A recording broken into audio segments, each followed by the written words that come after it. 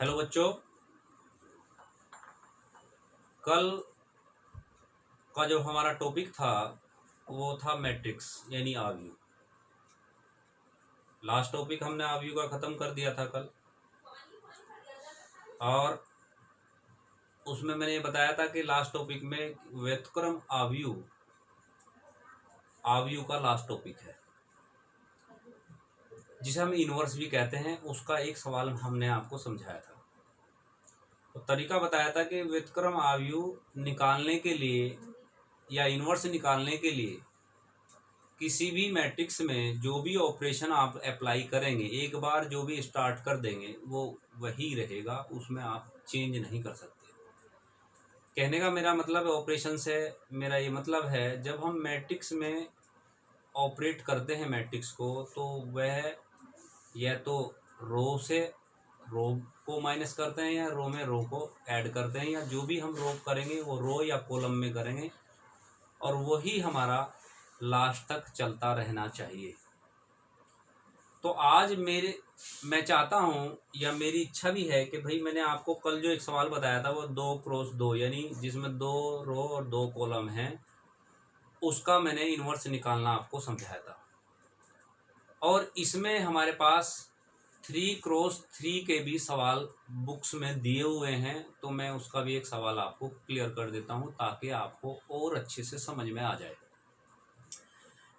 प्रिय बच्चों, आप डे टू डे जितना काम दिया जा रहा है इसमें आप डिले ना करें। डिले करने का एक नुकसान सबसे बड़ा आपका ये हो जाएगा कि जो समस्या आज आपके सामने है वो उसका सॉल्यूशन भी मैं अभी करूँगा टाइम टू टाइम। अगर आप बाद में ये सब भेज रहे हैं तो उसका सॉल्यूशन उस समय संभव शायद ना हो। तो आप डे टू डे जितना काम कर सकते हो उतना करिए, आप समय का सदुपयोग कीजिए, ज़्यादा से ज़्यादा समय का यूटिलाइज कीजिए। तो आप आशा करता हूँ सभी बच्चे पढ़ भी रहे होंगे। जैसे जैसे मेरी वीडियो जाएंगी उसी आधार पर आप लोग इसको सब्सक्राइब भी कीजिए, और जो बच्चे आपके कांटेक्ट में उन्हें भी सबको इनको बताइए ताकि उनका भी फ़ायदा हो सके। ठीक है बच्चों, तो आज मैं एक क्वेश्चन बताता हूँ, आप देखिए ध्यान से कि अगर 3x3 का कोई मैट्रिक्स हमें दिया हो या सवाल आ जाए तो हम उसका इन्वर्स कैसे निकालते हैं या व्युत्क्रम कैसे निकालते हैं। तो ज्ञात है मैट्रिक्स ए 2 - 3 3 2 2 3 2 2 3 3 - 2 2 3 - 2 2। ये मैट्रिक्स हमें दे रखी 3x3, यानी कहने का मतलब 3 रो और 3 कॉलम इसमें दिए हुए हैं। हमें इसका व्युत्क्रम आव्यूह निकालना है, तो व्युत्क्रम आव्यूह निकालने के लिए मैंने आपको बताया कि A = IA हो सकता है। I जहाँ इकाई आव्यूह है, इकाई आव्यूह की यदि किसी आव्यूह में मल्टीप्लिकेशन करते हैं या गुणनफल करते हैं तो वह आव्यूह ही प्राप्त होता है जिसके साथ उसकी मल्टीप्लिकेशन की गई है। तो करने का तरीका क्या था, मैंने आपको पिछले सवाल में बताया था। यहाँ इस आव्यूह को खोल के चलेंगे, 2 - 3 3 2 2 3 3 - 2 2। यहाँ आप आइडेंटिटी खोलेंगे, 1 0 0 0 1 0 0 0 1 A। करना क्या चाहते हैं हम लोग कि जहाँ ये यूनिट वेक्टर आया, यूनिट मैट्रिक्स आई है, वही यूनिट मैट्रिक्स आप यहाँ बनाने की कोशिश करेंगे। यानी इन दोनों मैट्रिक्स में आप ऑपरेशन लगाकर या ऑपरेट करके या तो कॉलम से या रो से आप जो भी घटा सकते हैं घटाइए, जोड़िए, जो भी संभव प्रक्रिया हो सकती है वो हम लोग करेंगे। और हमारी कोशिश रहेगी कि आई जहाँ यहाँ है वो आई यहाँ बन जाए, चाहे इन दोनों में जो भी चेंज हो करना पड़ जाए वो करें। तो बच्चों, मैं सवाल की प्लानिंग करते हुए आप लोग भी ऐसी प्लानिंग करेंगे। हमने इसमें ये प्लानिंग की कि यहाँ आप रो वाला सिस्टम लेके चलिए। कारण है कॉलम वाले सिस्टम में आपके सामने जो नंबर्स हैं वो सेम नहीं पड़ रहे, इसका इसके साथ ये रो या कॉलम चूज कर लीजिए।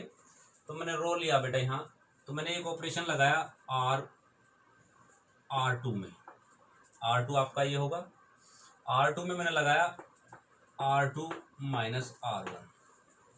ध्यान देंगे R2 ये है, R1 ये है। जब R2 में से R1 लेस होगा तो ये 0 हो जाएगा, ये 0 हो जाएगा। मुझे ज़्यादा से ज़्यादा 0 बनाना है और जो डायगोनल होगा उसमें 1 1 क्लियर करने हैं। तो मैं 2 ऑपरेशन एक साथ कर रहा हूँ। यहाँ भी मुझे समझ आ रहा है अगर इन दोनों को जोड़ दूँ तो एक 0 और आ जाएगी। तो मैंने यहाँ R3 में भी ऑपरेशन लगाया, R3 में ऑपरेशन है R3 प्लस R2। तो जहां मैंने 2 ऑपरेशन किए तो उसमें आपके सामने रिजल्ट क्या रहे। एक तो आप ये समझेंगे जिसमें ऑपरेशन नहीं होगा उस रो को आप डायरेक्ट उतार सकते हैं। जैसा R2 R3 में है तो R1 में ऑपरेशन नहीं है तो 2 माइनस 3 तो आप ऐसे लिखेंगे। इसमें मैंने इसमें से घटाया था 0, इसमें से घटाया था 5, इसमें से घटाया था 0, ये आपकी बन गई। अब इसमें से मैंने इसको जोड़ा था 3 और 2 5, 0, 3 और 2 5। जो ऑपरेशन में यहाँ लगाया वही आप यहाँ लगाएंगे। आपने R1 तो ये ऐसे रहेगा 1 0 0, इसमें इसको जो घटाया है तो ये हो जाएगा -1 1 0, इन दोनों को जोड़ा है तो 0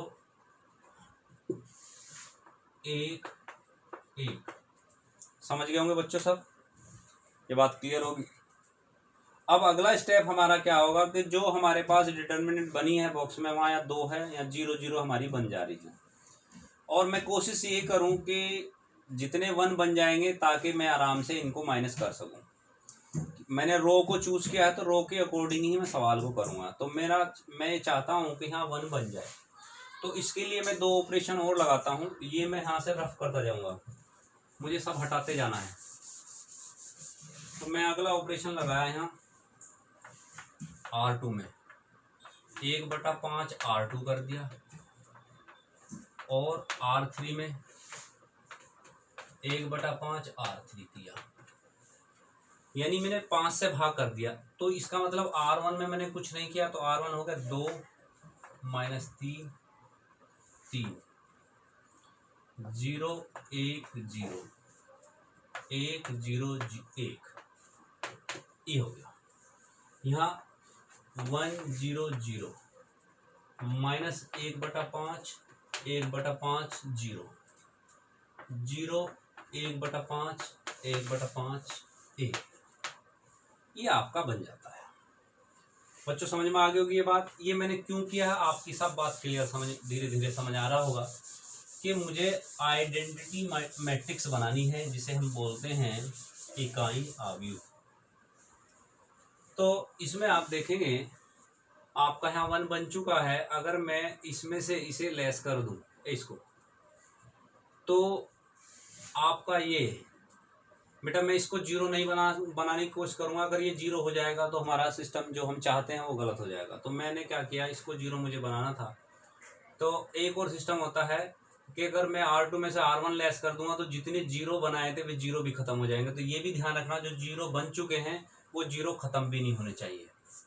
तो मैंने R1 में ऑपरेशन किया। R1 में ऑपरेशन मेरा था R1 माइनस 3R3। ध्यान देना मैंने 3R3 लिखा है, यानी कि इसमें 3 से मल्टीप्लाई करके R1 में से इसको घटा दिया जाए। तो जब ये मैंने ऑपरेशन किया तो आपके सामने रिजल्ट आएगा। इसमें मैंने 3 से मल्टीप्लाई कर दी तो 2 में से 3 गए माइनस के 1, यहाँ कुछ -3, ये 3 से मल्टीप्लाई करके 0 0 1 0 1 0 1, ये ऐसे ही रहेगा। और यहाँ हुआ आपका, मैंने यहाँ 3 से मल्टीप्लाई करी थी और ये घटाया था, ये तो 1 रह गया। ये 3 से मल्टीप्लाई करके -3/5 हो गया। -3/5 हो गया, और माइनस के 1/5 है, ये 1/5 0 0 1/5 1/5 1। तो आप देखिए आपके सामने ये कंडीशन आपकी तैयार हो जाती है। अब मैं चाहूँगा कि इसको 0 बनाया जाए, तो जब इसको 0 बनाऊंगा तो इसमें फिर मैं ऑपरेशन लगाऊंगा, किसमें, R1 में पुनः। तो R1 का जो ऑपरेशन मेरा होगा वो ये होगा R1 प्लस, क्योंकि माइनस तो यहाँ है, 3R2। अगर R2 में मैं 3 से मल्टीप्लाई कर दूं तो यहाँ 3 हो जाएगा, और जब मैं जोड़ूंगा तो ये 0 बन जाएगी। तो ये हमारी योजना है बच्चों। तो मैंने किया तो ये -1 रहा, ये 0 हो गया, ये 0 हो गया, 0 1 0 1 0 1। तो आप देख रहे होंगे कि हम जो चाहते थे वो धीरे धीरे बनने लग रहा है। अब मैंने किया क्या है, R1 में 3R2 यानी इसमें 3 से मल्टीप्लाई किया और जोड़ दिया। तो जब मैं 3 से मल्टीप्लाई किया 3/5 होगा, 1 जुड़ेगा 5, 5 में से 3 गए, यहाँ बचे 2/5। ध्यान से 1 - 3/5 5।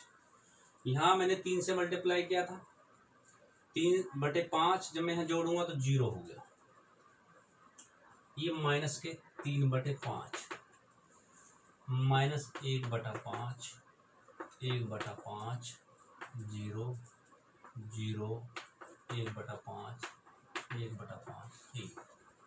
ये बात सबको समझ आ गई होगी बच्चों यहाँ तक। अब हमारे सामने सिर्फ एक समस्या है कि ये 0 बनना है। तो मैं बेटा R3 में अगर ऑपरेशन लगाऊं और R1 को ऐड कर दूं तो ये 0 भी हमारा बन जाएगा। तो अगले स्टेप में मैं यहाँ से रफ करूँगा। मैंने ऑपरेशन लगाया R3 में, R3 प्लस R1 यानी मैंने ऐड कर दिया, तो ये आपका हो गया -1 0 0 0 1 0 0 0 1। यानी कि मैंने क्या किया बच्चों, R3 में ऑपरेशन लगाया, इसमें R3 प्लस R1 यानी जहां ऑपरेशन नहीं लगा वो हम आपको एज इट इज लिख देते हैं, 2/5 0 -3/5 -1/5 1/5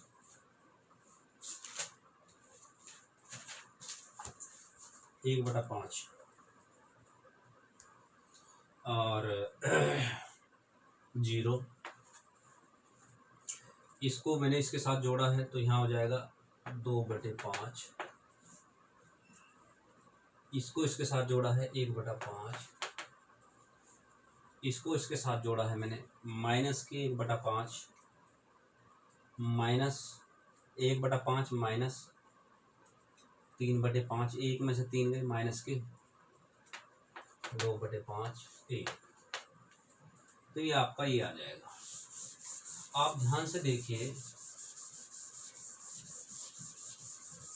जो हमारी लेफ्ट हैंड साइड है इसमें सिर्फ एक कमी रही है कि यहाँ माइनस है, तो यहाँ से मैं माइनस कॉमन लूँगा दोनों तरफ, यानी मैं R1 में ऑपरेशन लगाया -R1 कर दिया। तो ये हो गया आपका 1 0 0 0 1 0 0 0 1,